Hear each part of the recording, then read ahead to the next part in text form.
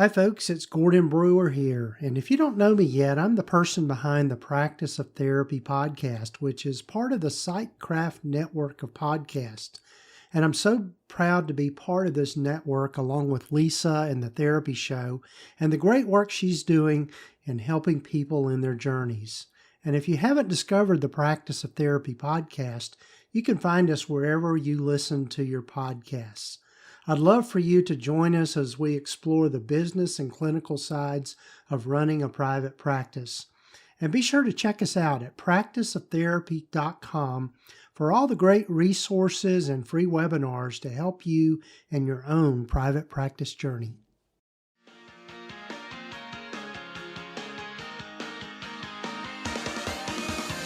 Welcome to the Therapy Show podcast. I'm your host, Lisa Mustard.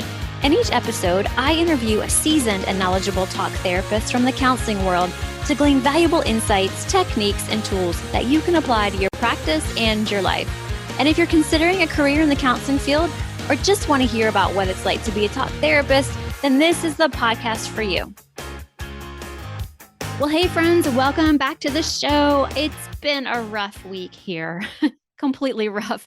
My website went down right before I was about to launch my newest pod course. And y'all, I've been through a roller coaster of emotions. First, it was disbelief, then anger, then embarrassment. And then I remembered that I don't need to accept this story that I'm telling myself and that I can choose to tell myself a new story.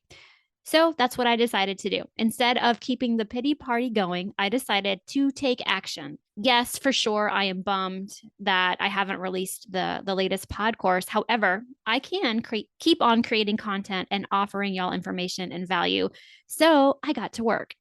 My plan was to release this actual episode after the pod course was released or came out, but I'm not afraid to pivot and go in a new direction when need be. So here I am. Okay, so before we dive into this episode, did you notice the new intro? Because that's my podcasting and therapist colleague and friend, Gordon Brewer, LMFT, sharing a little bit about his podcast and how he can help you with the business side of running and growing your private practice. He also mentions the Psychcraft network, and I'm excited to be a part of this community of like-minded therapists who offer self-help and business building resources to create an impact in the world and change people's lives. If you guys want to learn more about the Psychcraft network, just head on over to psychcraftnetwork.com. Other podcasters that are a part of this network, Daniel Fava with the Private Practice Elevation. We've got Gordon, of course, with the Practice of Therapy, me with the Therapy Show. We also have Kim Tolson of the Traveling Therapist and the guys over at Shrink Think podcast. I recently started listening to their show and it's really good. It's really fun. I highly recommend all of those shows and podcasts. Okay, one more thing I want to share with you guys is, did you know that Whitney Owens is starting a summit next year? It's the Wise Practice Summit, and it's a place to grow and connect your practice with other faith-based owners. You will not only learn from amazing speakers, but also enjoy the food and activities that are abundant in downtown Savannah, Georgia. And if you haven't been to Savannah, Georgia yet, this is a great excuse to go. It's a really beautiful city, a lot of history, a lot of things to do. It's just, I went for the first time last year. I know, I can't believe I had never been to Savannah. In fact, I grew up in Virginia. It's not that far away. And then I moved to Atlanta, of all places, and I never went to Savannah. Crazy. But being in Columbia, I'm only about 2.5, 3 hours from Savannah. And so we took a trip there last summer and it's so cool. Love it. Can't wait to go back. This exclusive event is limited to 100 attendees to provide a more intimate and focused summit. And it will be next year, October 5th through 7th, 2023. And I'm told that's the weekend before Columbus Day. So you'll might have Monday off. And it's going to be at the Alita Hotel, which is right by River Street. And River Street is the street right by the water. So beautiful location, beautiful hotel, really nice, going to be fun, small, intimate group with faith-based owners. Hope you'll join us. To learn more and register, head over to whitneyowens.com and you can click on the summit tab. Okay, so let's talk about this episode. It is about the trends I'm seeing and noticing in continuing education. And then I want to pivot a little bit and talk to you about personal branding tips that can help you gain visibility. And you'll understand more why these two go hand in hand, I think, as I get into this topic. Okay, so in this episode, like I said, I want to share what I'm noticing in terms of CE trends and give you a couple things to think on as you ponder if creating continuing education is your next step to time freedom. And I say time freedom, which eventually can lead to some financial freedom. So let's talk about it. I'm going to share the personal branding tips that will help you grow your visibility before you even create your continuing education course, because getting it seen once you create the course, that's the fun part, right? The hard part is then getting it out there for people to find it and to buy it. Okay, so trend number one that I am noticing is that the continuing education content is available for free. But to gain the credits, you have the option to purchase. Now, I'm noticing this trend with the big dogs like Pessy, but I also am noticing it with the smaller course creators. And what I love about this model is you get the value and knowledge up front without having to guess if the information is going to be helpful for you. And then you get to decide if you want to spend the money on the credit hours. For example, this is what I do. You can listen to my pod course for free because it's an episode in my lineup of podcast episodes. So you can listen to that for free. And then if you want the continuing education contact hour, you then purchase the credit, take the self-study quiz, evaluation, and then download your certificate of completion, which is waiting for you in my membership portal. Now, I see this model being utilized more and more in the future, especially when it comes to continuing education. People want to know if the information is going to help them learn the new skills to help their clients before they even purchase the continuing education contact hour. I've seen that a lot with Pessy, and I really like that model. I think it's really cool. I also am noticing that more therapists are wanting to get into the CE course creation arena because tech is easier to navigate, so it's not too difficult to learn. However, having the time to figure it all out on your own can feel overwhelming. And I get asked a lot about creating self-study continuing education. And because of that, I am working on a course that I'll be rolling out end of this year, early next year, where I'll be sharing like a roadmap or a blueprint you can follow. So if you want to get on my email list to be notified when that course is available, the link to do so is in my show notes. Okay.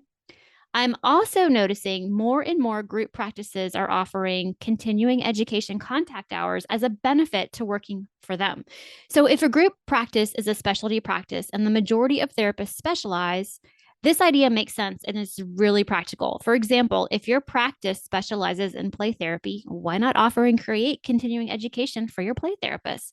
Do you specialize in eating disorders? Why not offer continuing education for eating disorders for your therapists, for your practitioners? I love that group practices are investing in their clinicians with continuing education. Plus, it's one less thing clinicians have to worry about: finding the event, traveling to the event, wondering if it's worth their time and money. So offer them exactly what they need in-house or even through self-study. I think it is such an amazing benefit that I see group practices offering. I love it. Okay, so now I want to pivot this episode just a little and talk about marketing your continuing education courses. Like I said, the fun part is creating the content and putting it out there. The tough part can be the marketing, especially if you don't have a big budget to run ads or do promotions. But fear not, I'm going to share a few tips and ideas that you can start to implement now before you even have an outline of your course. Okay, first things first, you guys, you're going to want to grow your personal brand. For people to want to buy from you, they need to know, like, and trust you first. So, how do you up those factors? You need to show up where your future customers are and offer value. So, think about what value you can offer now and how you can help them. I mean, you could start creating content for social media. You could start a blog. You could guest on podcasts, start your own podcast, write articles, do Instagram lives, Facebook lives, so many ways to start growing your personal brand. But I want to recommend that you start doing these things now so you can get more visible for when you do have something to offer and something to sell. And if there's one thing I wish I did sooner, it was this. It was starting my email list. And so having an email list is crucial. Why? Because you own that list. You don't have to rely on selling and promoting on social media. The people on your list are there because they want to be and are interested in what you offer. Social media is hit or miss. A post announcing your newest creation may or not be seen. And the algorithm only allows that post to be seen for a certain amount of time anyway. Plus, truth be told, there's a ton of distraction on social media. And a lot of people are just leaving it. Like they're just done. They're off of social media. So you need to start your email list. I know maybe it feels overwhelming. It did for me. And I was like, what do I email about? How do I talk to these people? Tell me all the things. I didn't even know. It just blew my mind that that was what was being recommended, but I didn't even know where to start. But I want to encourage you to start collecting emails so that when you have a better idea of what you're going to be creating, you can begin to nurture that email list. You could even make a post on Instagram, social media, wherever you feel comfortable making the post that says you're working on something new and exciting. And if they want to be the first to know about it, they can sign up for your newsletter or email list. Just go ahead and put it out there. You'd be surprised. People will raise their hand. If they start to know, like, and trust you and they want to know more, then they're going to welcome you into their inbox. So go ahead and start collecting those emails. All right. So maybe you're on board with starting that email list, but you wonder what the heck to even email them about. I want to point you in the direction of my episode with Liz Wilcox, Email Marketing Made Simple, where she gives great tips and advice on how to start and grow your email. It's so good and it's chock full of nuggets. Her email marketing membership is amazing and it's super affordable. So see the link in my show notes to get her freebies. You're going to get the entire welcome sequence that she's used to build 3 businesses and lots more, 3 newsletter examples so you can see just how simple writing once a week can be, and 52 subject lines that have all gotten her an over 40% open rate. And just so you know, since being a part of her membership, my email rate is between 44 to 50%. I am blown away by this because just a few years ago, I had no idea what to even email my list about. So you guys, if I can do this, so can you. So what are some other low-cost ways to market you and your brand? Speaking gigs, I'd suggest starting with your local network. If you're wanting to create something that's business to business or therapist to therapist, then seek out opportunities to speak at local therapist networking events. If nothing is out there, think about finding another like-minded clinician friend and start your own meetup or networking group. And if you're wanting to market and advertise to future customers or clients, consider speaking at local events such as moms groups, young adult professional groups, church groups. There are so many out there. Think about where your ideal customer likes to hang out and go find those opportunities. You can also search for podcasts to guest on. You're going to want to use a similar strategy to find podcasts that cater to your niche. Just do a Google search to find the ones that interest you and find out how to contact the host. Then pitch yourself. And I would recommend sharing what value you offer in your pitch. So give specifics of what you can share with their audience. If you want to create continuing education and know that's what you want to do, then go ahead and create that first course. Go ahead and start it. However, before you do it, be sure to check with your state board for what is required in creating the course, the workshop, or event. Each state is going to do it a little differently, and there are guidelines you'll need to follow. But once you have it done, you can then partner with continuing education events in your city or state. Okay, so there you have it. I hope you found this episode helpful. If you're wanting a little one-on-one help, feel free to grab a 20-minute consultation call with me. We can talk about creating continuing education, taking that next step towards time freedom, pivoting your skill set, starting your own podcast. You guys, I'm here for you. Here's what my most recent consultation said about our 20-minute chat.